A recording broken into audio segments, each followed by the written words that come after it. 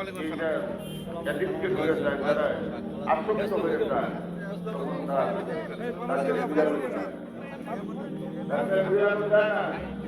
যারা এটা আবিষ্কার করছে তারা পর্যন্ত এটা খারাপই বলছে।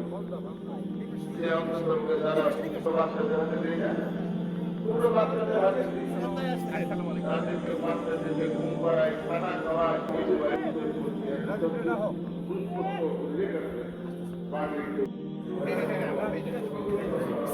আমি তার ওখানে বুঝতে চাইছিলাম হ্যাঁ কেন ভাই বাজার কি আপনাদের এলাকাতে আমি আমার কথা শেষ করব। আমি কয়েকটা বিষয় আপনাদের সামনে বলছি, এগুলি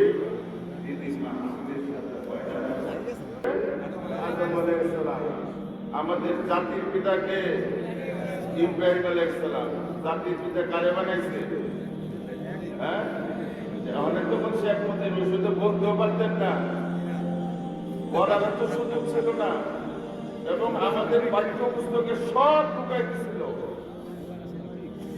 এক পরিবারের ইতিহাস, এই দেশটাতে বলে একজনে একই ডে কখনো বিল্ডিং হয়, দালাল হয়, কিন্তু দেখবেন আমাদের সিলেবাসে কি করছে, সচেতন থাকতে হবে যাতে এই ধরনের আপনার এরা কিন্তু প্রতি বিপ্লব ঘটানোর জন্য একের পর এক ষড়যন্ত্র করতেছে।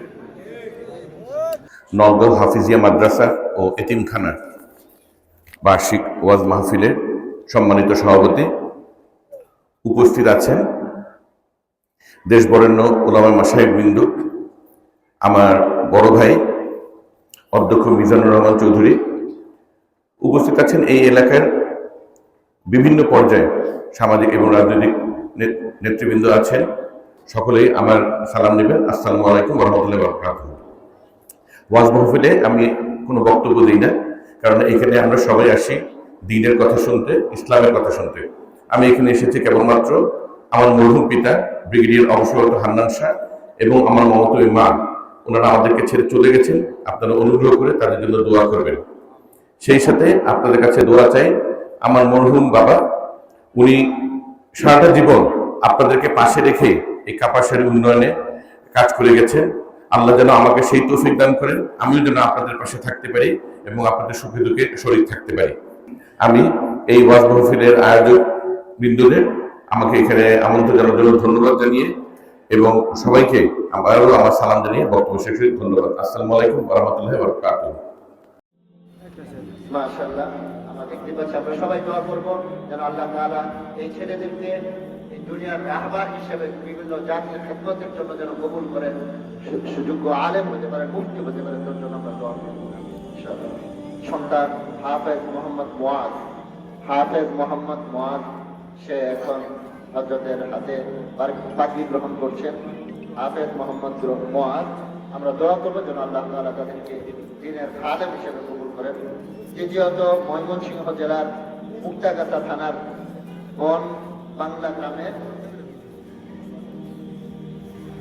তো মোহাম্মদ হযরত আরেকজন সম্মাননা গ্রহণ করছেন, হাফেজ মোহাম্মদ জুবায়ের, পিতা মোহাম্মদ জাকারিয়া শেখ, আমাদের গ্রাম নলগাঁওর বড়বাড়ি এলাকার সন্তান হাফেজ মোহাম্মদ জুবায়ের।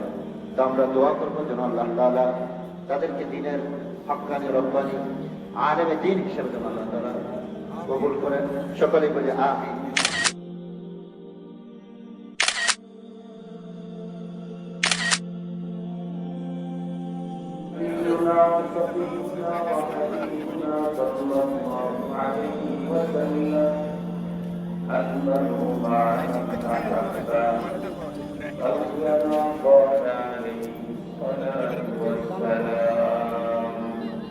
Allah